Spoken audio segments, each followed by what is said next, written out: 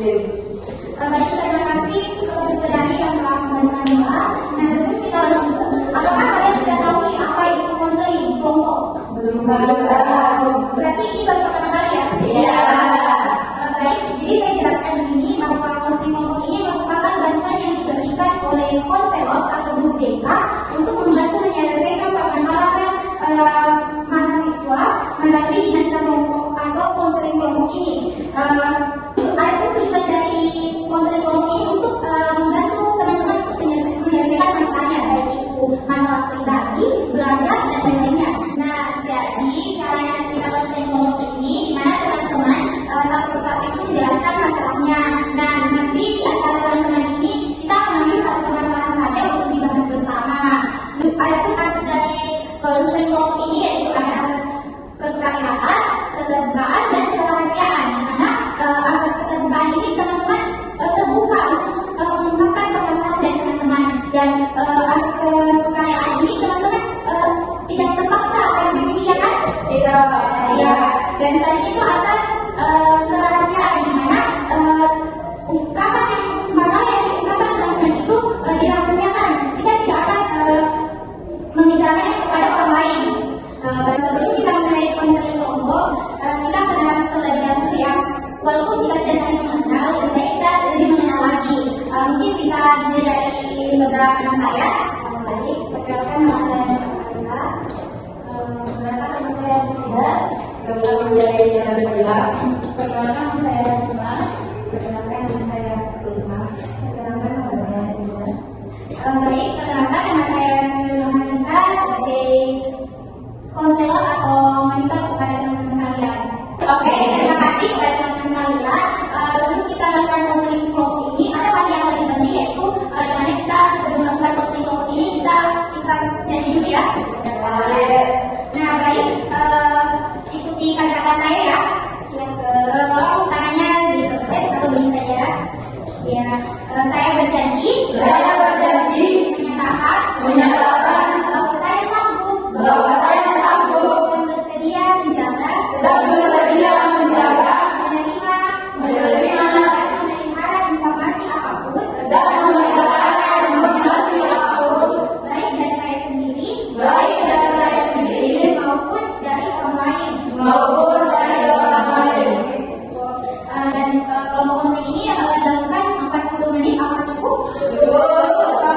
Tadi di sini saya akan memberikan contoh, misalnya masalah tentang insecure atau lain sebagainya. Tapi sebelum kita masuk tahap selanjutnya, kita sedikit dulu ya. Apakah teman-teman ingin duduk atau berdiri dulu? Jadi sedikitnya ini kita sambung tanda ya. Saya kita bertanya untuk diri dulu karena kata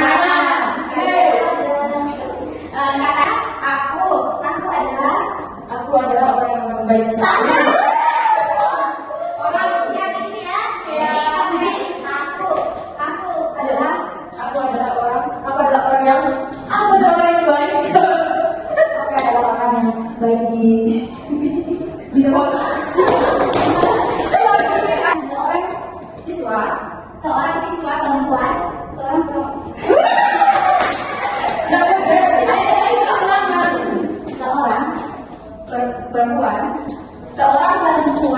di kelas, rajin, seorang perempuan di kelas rajin membersihkan. Seorang perempuan di kelas rajin membersihkan dan belajar. ya. Oke, kita lanjut lagi ya. Di sini kakak ingin menjelaskan masalah kakak seperti insecure tentang penampilan kakak nih, dimana kakak sekarang meminta teman-teman sekalian untuk menjelaskan masalahnya masing-masing. Mungkin dimulai dari saudara Sida. Jadi saya tuh punya masalah tentang manajemen waktu, di mana saya sering kali menunda waktu dalam menyelesaikan tugas-tugas saya, Kak. Oke, kita simak dulu. Mungkin selanjutnya sudah lupa.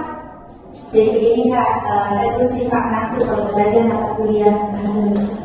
Baik, kita simak dulu. Mungkin selanjutnya saya minta. Jadi masalah itu hampir sampai saat saya dari kota.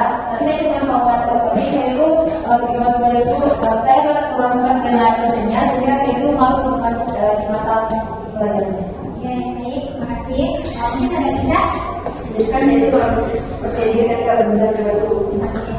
Saudara saya Jadi Kak, masalah saya itu emosi dari saya itu seperti yang bergerak negatif, yakni saya selalu berpikir akan menambah dan menekan tentang masa depan saya yang juga tidak tahu sebagaimana saat ini. Dari masing-masing saya Kak, jadi permasalahan saya itu saya sering sekali merasa insecure dengan diri saya sendiri sehingga saya tidak pede dan berusaha berada di sana. Baik, terima kasih teman-teman yang telah mengungkapkan masalahnya. Baik, mungkin kita membahas masalah yang saya dulu ya, karena dari pihak permasalahan saya ini cukup kompleks.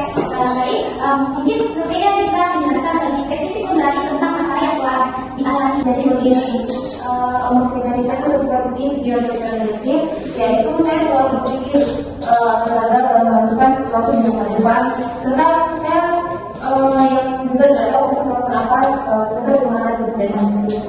Jadi, kamu itu merasa kalau melakukan sesuatu pasti gagal, dan kamu kan takut bagaimana masa depan kamu ke depannya ya? Iya Pak. Baik, teman-teman, apakah ada ingin memberikan solusi atau saran kepada saudara Seda? Baik, silakan. Baik, terima kasih untuk teman-temannya. Jadi, dilihat dari permasalahan dari saudari Nur Saida tadi bahwa Nur Saida memiliki pikiran-pikiran yang negatif. Nah, menurut saya alangkah baiknya apabila saudari tadi ini menghilangkan pikiran-pikiran itu ada baiknya apabila saudari Nur Saida dari berusaha lagi untuk mengurangi pikiran-pikiran negatif itu. Karena dengan pikiran negatif tentu akan mengganggu seharian daripada Nur Saida. Karena dengan pikiran negatif tadi maka pikiran-pikiran itu tentu akan terjadi ke depannya tadi. Tetap saja kita harus mengurangi pikiran negatif atau mengurangi pikiran rasional. Kita lebih berpikir lagi ke pikiran yang rasional untuk bahwa saya bisa untuk mencapai apa yang saya inginkan ke depannya. Gitu. Baik, terima kasih kepada saudara Yana. Mungkin dari teman-teman saya ada yang ingin memberikan solusi dan saran. Mereka bertanya kepada saya, Baik, silakan. kalau bisa tahu pikiran-pikiran negatif itu kapan dan terjadi apa pagi atau malam? Jadi seperti itu saya selalu muncul apabila saya mengikuti sebuah gerakan dan sebelum saya tidur. Jadi pemikiran ini muncul ketika saya ini ikut kegiatan dan ketika malam hari ya tidur. Jadi teman-teman, apakah ada yang ingin memberikan solusi atau saran kepada saudara Seda? Baik, silakan. Menurut saya itu jika saya gagal dalam melakukan sesuatu sebenarnya saya ini tidak gagal, justru saya semakin lebih baik dari sebelumnya, dimana kalau bisa introspeksi diri apa yang harus dilakukan dan tidak dilakukan. Baik, terima kasih. Ada yang mau memberikan saran? Saya baik sekali. Mungkin sahabat saya mungkin apa ya agar tidak sebelum tidur itu tidak memikirkan hal yang negatif. Sebenarnya kamu bisa membaca buku agar kamu bisa tidak memikirkan hal-hal negatif itu dan kamu bisa tertidur dengan membaca buku itu. Baik, terima kasih atas solusinya dari Hasma. Baik, terima kasih atas jawabannya dari teman-teman sekalian. Jadi di mana terdapat tulang bangsa bahwa pikiran rasional ini kita harus menghilangkannya dengan pikiran-pikiran positif. Di mana jawaban dari Lupa sendiri bahwa jika kita gagal dalam kegiatan itu sebenarnya itu kita tidak gagal, tapi kita itu menjadi lebih baik dari sebelumnya. Dan jawaban dari Hasma sendiri bahwa untuk menghindari pikiran yang negatif ini mungkin salah satunya itu kita itu membaca buku atau dengan kegiatan-kegiatan lain sebelum itu agar pikiran negatif itu tidak muncul sehingga kita langsung istirahat gitu. Baik dari kakak sendiri mungkin saya lebih bisa mengontrol pikiran-pikiran saya ini menjadi positif lagi. Mungkin ada yang dari saya. Dan ini sesuai dengan pendapat teman-teman saya di mana saya harus melakukan kegiatan sebelum tidur seperti membaca buku dan tidak harus gagal. Karena sebenarnya hal itu tidak membuat saya gagal, tapi menjadi kesempatan saya untuk menjadi introspeksi diri bagaimana saya harus apa yang harus lakukan di depannya. Baik, jadi tadi sesi konseling kelompok ini akan berakhir di mana saya sudah menyampaikan permasalahan dan juga teman-teman sudah memberikan poinnya yang baik kepada saya. Nah, sekarang kita ingin tahu bagaimana pengalaman saya setelah melakukan konseling kelompok ini. Jadi Kak, setelah sesi ini saya tahu harus bagaimana ketika saya berada di sebuah kondisi yang mengalami kegagalan, yaitu dengan melakukan introspeksi diri, serta menjadi diri yang lebih baik lagi dan menambah bahwa ini membaca buku sebelum tidur. Yang kiranya hal itu menjadi solusi yang terbaik untuk permasalahan yang saya alami. Alhamdulillah, teman-teman, kita telah melaksanakan konseling kelompok ini dengan cukup baik dan permasalahan saya ini sudah menemukan solusinya. Begitu ya, untuk sesi konseling kelompok yang akan datang, kita akan membahas permasalahan teman-teman yang lain. Untuk itu, kita mengadakan sesi konseling ini kapan ya? Minggu depan.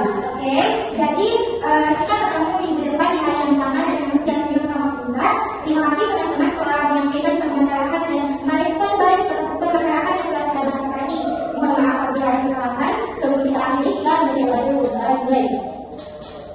Doa selesai. Iya.